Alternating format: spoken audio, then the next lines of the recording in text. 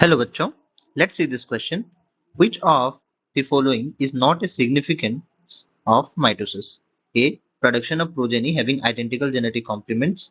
B. Restoration of nucleocytoplasmic ratio. C. Replacement of dead tissue. D. Evolution. तो इस question में हमें पूछा गया है बच्चों, इस क्वेश्चन में हमें ये पूछ रहा है कि इनमें से कौन सा सिग्निफिकेंस नहीं है माइटोसिस का. Production of progeny having identical genetic complements, restoration of nucleocytoplasmic ratio, replacement of dead tissue या evolution. तो इस क्वेश्चन को हम सॉल्व कैसे करें? इस क्वेश्चन को सॉल्व करने के लिए हमारे पास एक की कॉन्सेप्ट है. की कॉन्सेप्ट क्या है? की कॉन्सेप्ट है माइटोसिस. माइटोसिस क्या होता है? इसे हम इक्वेशनल डिवीजन भी कह सकते हैं. डिवीजन कह सकते हैं किस लिए बच्चों? क्योंकि यहाँ पे अगर मैं इसे एक मदर सेल के हिसाब से लूं, ये अगर डिवाइड करता है थ्रू द माइटोसिस, देन यहाँ से दो डॉटर सेल्स प्रोड्यूस होंगे. और अगर मदर का प्लॉइडी 2n है, तो यहाँ पे जो डॉटर्स होंगे इनका भी प्लॉइडी 2n होगा. क्योंकि यहाँ पे प्लॉइडी लेवल में कोई चेंजेस नहीं आ रहा, तो हम इसे इक्वेशनल डिवीजन कह सकते हैं. इसके साथ साथ अगर number of chromosome in the mother 14 है, then the number of chromosome in the daughters भी 14 ही होंगे. नंबर ऑफ क्रोमोसोम्स में भी कोई चेंजेस नहीं आ रहे, तो इसीलिए हम माइटोसिस को एज एन क्वेशनल डिवीजन कह सकते हैं. आइए जानते हैं माइटोसिस के कुछ सिग्निफिकेंस क्या क्या है. Significance of mitotic division.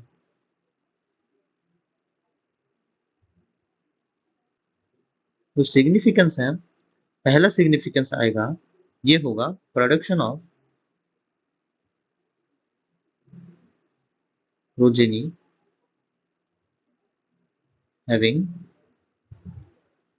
Identical genetic complements. यहाँ पे मैंने आपको क्या समझाया बच्चों? यहाँ पे मैंने ये समझाया कि जब एक मदर सेल डिवाइड करता है थ्रू द माइटोटिक डिवीजन, तो इसमें जो भी डॉटर सेल्स प्रोड्यूस होते हैं, उनका जो प्लॉइडी लेवल सेम रहता है, यहाँ तक कि उनका जो नंबर ऑफ क्रोमोसोम्स वो भी सेम रहता है. इसके साथ साथ इनका जो जेनेटिक जेनेटिक जेनेटिक्स फीचर्स होते हैं बच्चों, वो भी सेम होते हैं. मीन्स यहाँ पे जो डॉक्टर्स होते हैं ये लोग आइडेंटिकल होते हैं to each other as well as to their mother cell. तो हम कह सकते हैं कि माइटोसिस से production of the progeny having identical genetic complement होता है. ठीक है. अभी जो सेकंड सेकंड इसका सिग्निफिकेंस है, वो है restoration of the nucleocytoplasmic of nucleocytoplasmic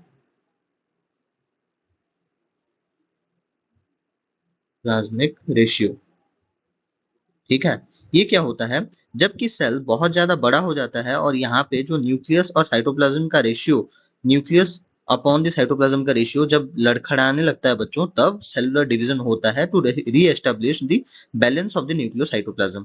ठीक है बच्चों. ये जो न्यूक्लियस और साइटोप्लाज्म, ये जो रेशियो होता है बच्चों, न्यूक्लियोसाइटोप्लाज्मिक रेशियो, इसको स्टेबल करने के लिए स्टेबल करने के लिए क्या करना पड़ता है? माइटोटिक डिवीजन करना पड़ता है. तो ये एक सिग्निफिकेंस है ऑफ द माइटोटिक डिवीजन. अभी हमारा जो तीसरा सिग्निफिकेंस है बच्चों, वो क्या है? Replacement of the dead tissue. जिस जगह पे ऑफ डेड टिश्यूज, मान लीजिए आपको कहीं पे चोट लग गई, उस जगह पे जो लोकल टिश्यूज हैं या फिर सेल्स हैं बच्चों, वो डैमेज हो जाते हैं या फिर डेड हो जाते हैं. तो उन टिश्यूज को रिप्लेस करने के लिए वहां पे माइटोटिक डिवीजन की जरूरत पड़ती है, ताकि न्यू सेल्स का प्रोडक्शन हो सके और वो उनका फंक्शंस, जो डेड सेल हैं उन्हें रिप्लेस कर सकें. तो इसी वजह से माइटोटिक डिवीजन का जरूरत पड़ता है. बट जो ऑप्शन डी में दिया गया है, इवोल्यूशन, वो माइटोसिस के थ्रू नहीं हो सकता. इवोल्यूशन के लिए वेरिएबिलिटी चाहिए, जो कि माइटोसिस में हमें नहीं मिलता. हमें वेरिएबिलिटी कहाँ पे मिलता है? Variability बिलिटी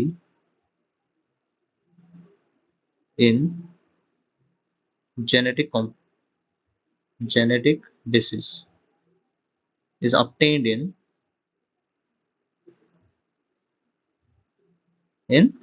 meiosis, not in mitosis. तो ये सिग्निफिकेंस नहीं है ऑफ माइटोसिस, तो हमें हमारा आंसर मिल गया option D, evolution. It is not a significance of the mitosis. Hope you understood this well. Thank you.